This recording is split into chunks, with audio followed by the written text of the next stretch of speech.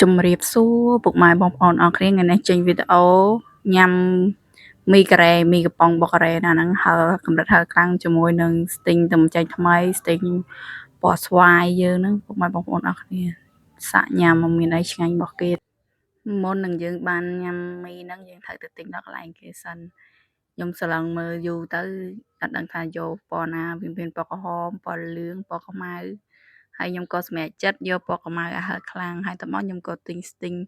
ពណ៌ស្វាយគេមកកំប៉ុងរសជាតិ blueberry អ្នកទាំងអស់គ្នាខ្ញុំសាកញ៉ាំហើយរសជាតិ sting ពណ៌ស្វាយទំចេញថ្មីរសជាតិ blueberry មានអីឆ្ងាញ់វាមានហ្គាសមានអីអូជាតិមកតែវាផ្អែមខ្លាំងឯងវារសជាតិ blueberry ពុកបងប្អូនគ្នាខ្ញុំទិញគេហ្នឹងអត់ឲ្យគេគាស់ឲ្យខ្ញុំមកគាស់ខ្លួនឯងមកគាស់ខ្លួនឯងឲ្យថតអញ្ចឹងទៅបានចេញវីដេអូឲ្យអ្នកទាំងអស់គ្នាមើលមុននឹងខ្ញុំញ៉ាំមីហ្នឹងខ្ញុំញ៉ាំ sting រសជាតិ blueberry sting ហ្នឹងពណ៌ blueberry ហើយរសជាតិក៏ blueberry ដែរអាហ្នឹងខ្ញុំហៅវា sting ពណ៌ស្វាយពណ៌ខៀវទេ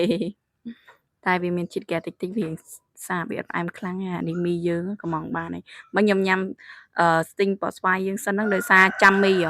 ហើយឥឡូវនេះមីយើងកំងគេមិញហ្នឹងគឺឆ្អិនរួចជាការស្រេចហើយចូលបោហូបម្ដងយល់ទៅឃើញតែពណ៌ក៏ដឹងដែរថាវាហឹរយ៉ាងណាប៉ុន្តែវាឆ្ងាញ់វាហឹរតែហឹរឆ្ងាញ់យល់ទៅញ៉ាំមីនឹងវាហឹរខ្លាំងហឹរជាងមីគោកហឹរមកកញ្ចប់1000ទៀតវាហឹរហើយស្ពឹកមាត់ហ្មងវាហឹរហើយស្ពឹកនៅបបៃមាត់យើងជាប់នៅមាត់យើងហ្មងវាកម្រិតហឹរខ្លាំងបើសម្រាប់អ្នកចូលចិត្ត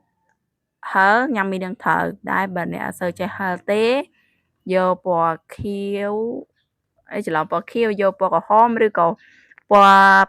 ផ្កាឈូកឬក៏ពណ៌លឿងអញ្ចឹងទៅវាអត់សូវហឹរបើពណ៌ហ្នឹងគឺវាហឹរខ្លាំងហើយនេះ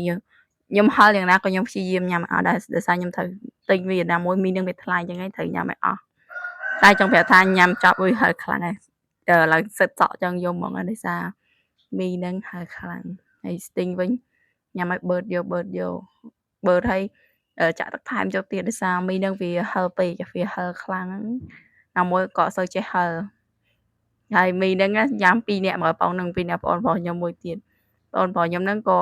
អត់ចេះហឹរដែរតែជួយញ៉ាំគ្នាអស់ដោយសារទិញមីហ្នឹងវាថ្លៃណាស់មកកំប៉ុង10000រៀលខ្មែរយើងហ្នឹងអាហ្នឹងគេឆង់ឲ្យនៅកន្លែងការងារខ្ញុំ